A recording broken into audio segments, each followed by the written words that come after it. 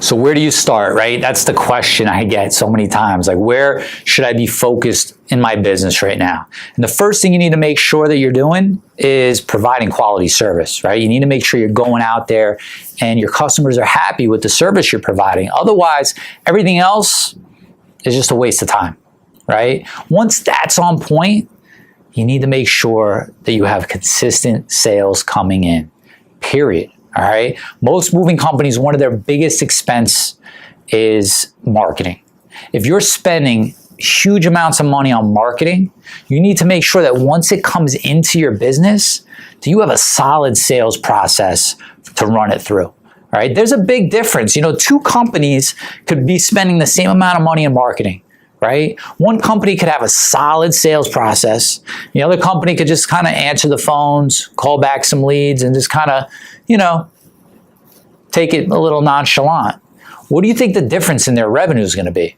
What do you think the difference in the amount of money they spend in marketing versus the amount of money that they bring in is going to be, right? People ask me all the time, how did you build a company up to $20 million in book moves per year? It's simple. Sales. How else? Right? There's no magic bullet for marketing, right? Everybody thinks there's this magic bullet. That's the question. What are you doing with marketing? Where should I be marketing? Marketing's important, but it's about just as important as getting gas for your car. You need it to run, but for the most part, we all have access to the same gas, right? You could all go to the gas station and, you know, pick one of the three options. It's the same thing with marketing. We all have the same access to the same leads, the same AdWords, the same direct mail. It's all the same stuff. So it's not really the marketing. It's what happens after the phone rings, after you receive that lead. That's where the money's made. Think about it for a minute. What would increasing your booking percentage by 5% do to your bottom line, right? If you currently are booking, you know, at 20%, meaning you get 100 leads or opportunities and you book 20 of them. What if all of a sudden you were booking 25 of them per day, per month, per week, whatever it is for you? What would that do to your bottom line, right? When you could take the same amount of marketing spend and book more moves with it, that's how your profits go up. That's how you take home more money. That's what it's all about.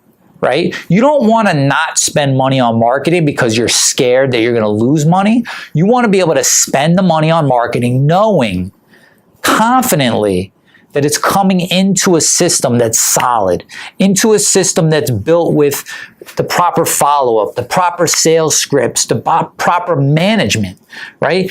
Once you have that, that's when you have the confidence to grow. You know, for me, it wasn't until I knew my numbers. It wasn't until I knew my marketing report and what each source of marketing was really bringing in that I had the confidence to say, you know what, let's ramp it up. Let's take this to the next level because I feel confident in my sales process, not in the salespeople. They were good, but the salespeople could be replaced because the process is strong. Right? I had that. I spent the money on marketing knowing confidently that my sales process was going to run the way I needed it to run.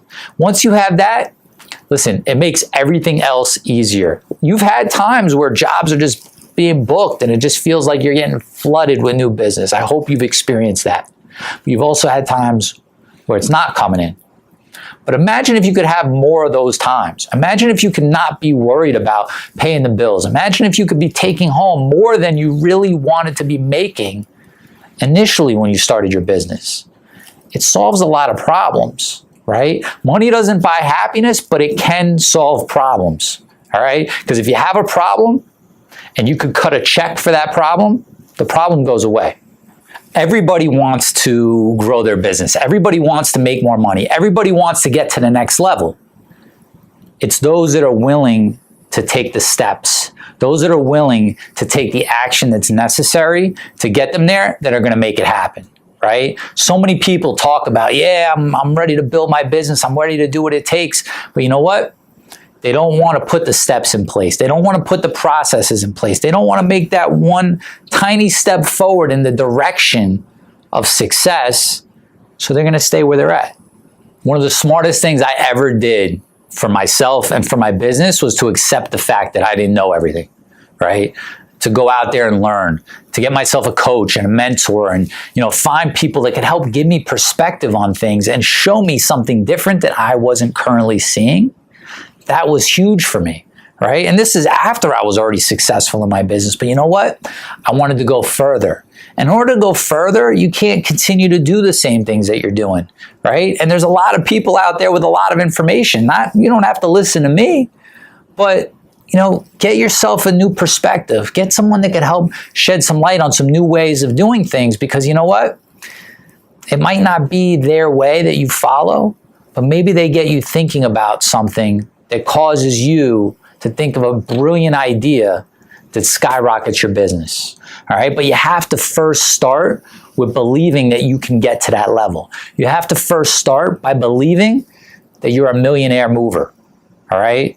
When I was 19 and I started my company, in my head, I was a millionaire mover. I didn't have two nickels to rub together, but in my mind, I knew that that's where I was headed. All right. Every day I knew that's where I was headed. And with a few years, by the time I was 22, 23, I was a millionaire. I don't say it to impress you. I say it to show you what's possible. And I say it because if you're believing that it's so hard and this is so difficult and I can't make money in this business, that's the results you're going to get, right? But if you know and you believe that you can do it and you're willing to put in the work and put in the steps, one step at a time, you can make it happen, all right? I want to show you what's possible, all right? You can get there.